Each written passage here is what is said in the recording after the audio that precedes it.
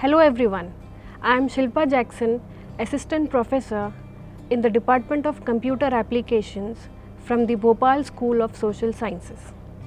We live in a fast moving world where almost everything must come to us instantly. Computers have become an important part in our daily lives. So acquiring computer knowledge has become the need of the day today.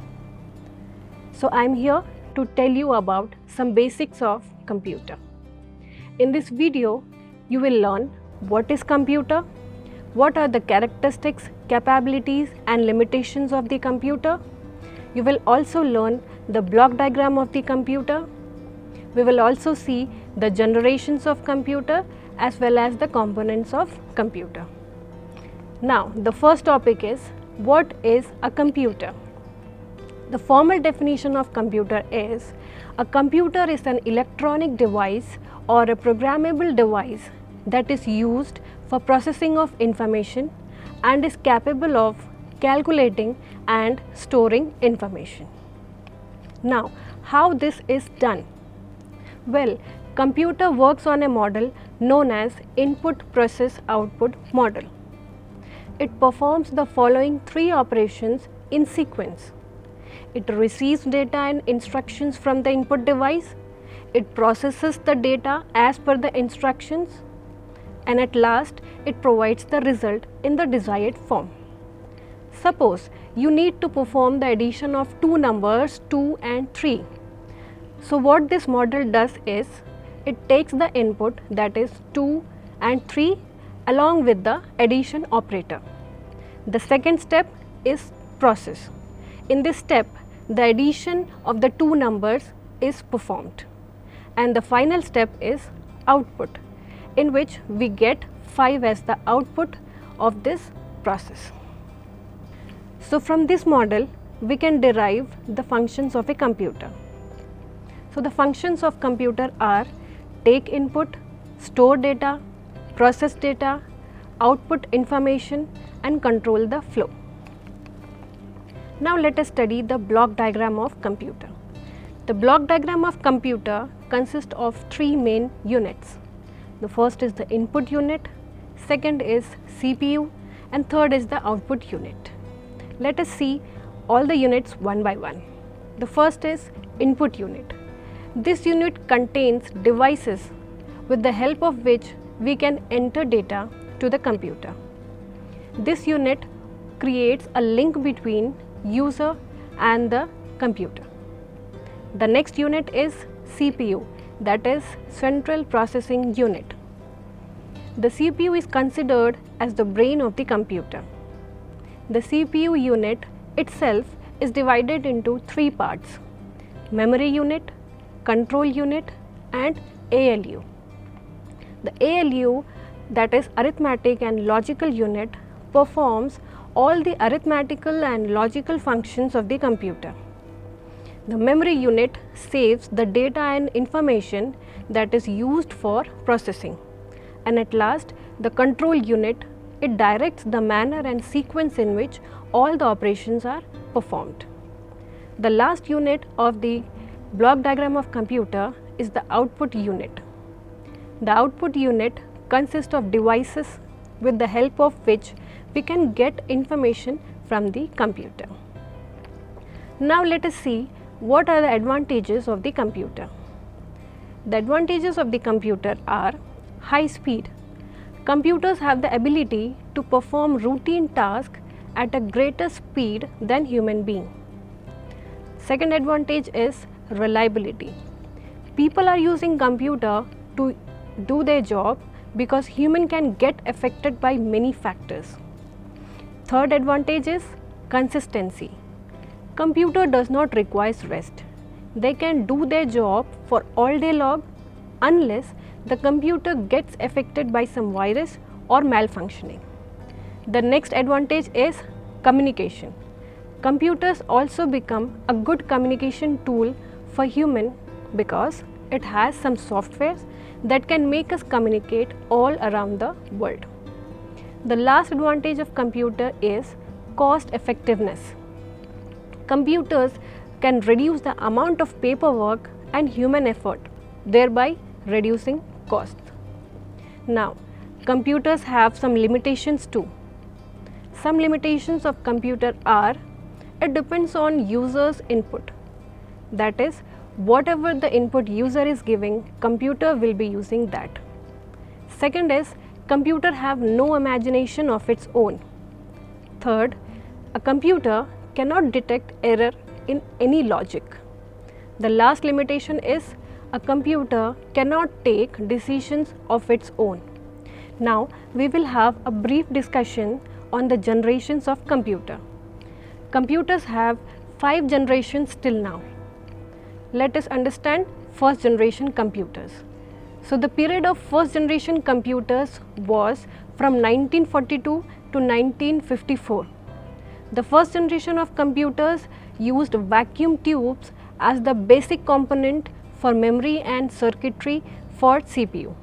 The examples of first generation computers are ENIAC, UNIVAC, IBM 701, IBM 650, etc. Next, second generation computer. The period of second generation computer was from 1952 to 1964. The computers in this generation used transistors in place of vacuum tubes, since they were cheaper, consumed less power, more compact in size, more reliable and faster than vacuum tubes. The example of second generation computers are IBM 1620, CDC 1604, UNIVAC 1108 and many more. Next, third generation computers. The period of third generation computer was from 1964 to 1972. The third generation of computer is marked by the use of integrated circuits or ICs in place of transistors, which were used in second generation. A single IC has many transistors, resistors, capacitors along with associated circuitry.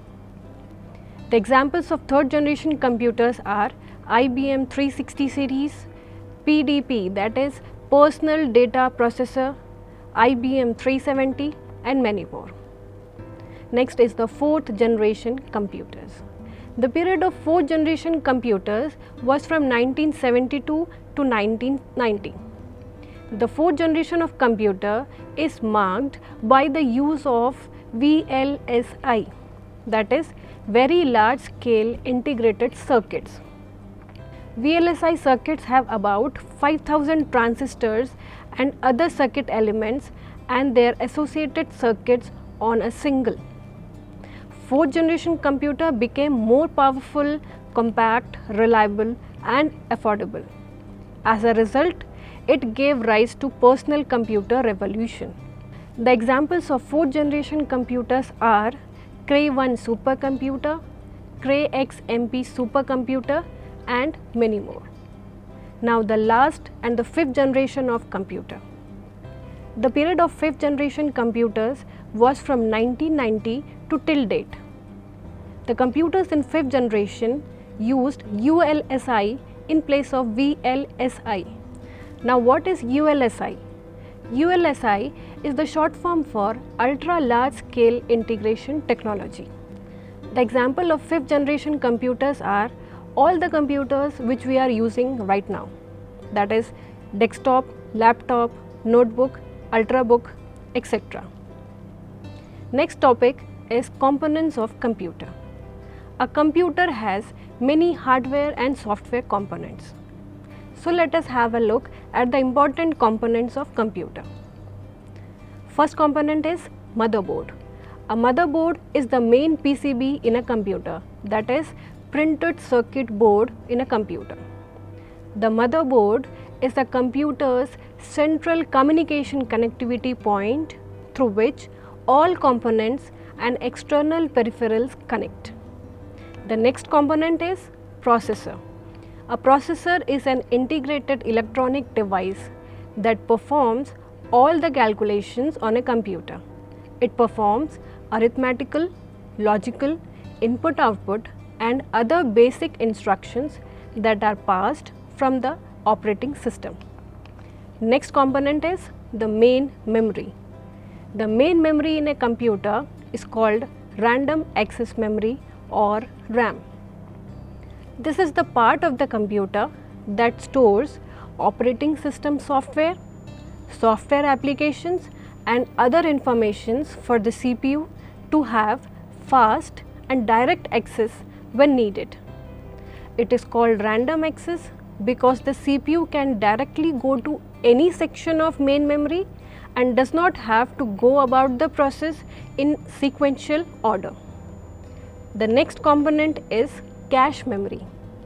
The cache memory is a small sized type of volatile memory that provides high speed data access to processor and stores frequently used computer programs, applications and data. It is the fastest memory in computer and is typically integrated onto the motherboard and directly embedded in the processor or the main random access memory. A hard disk drive or HDD is a non-volatile computer storage device containing magnetic disk rotating at high speeds.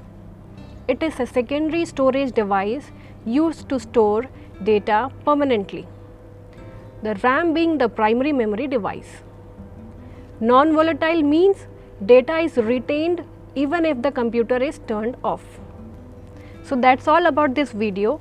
Hope you have enjoyed learning. Thank you.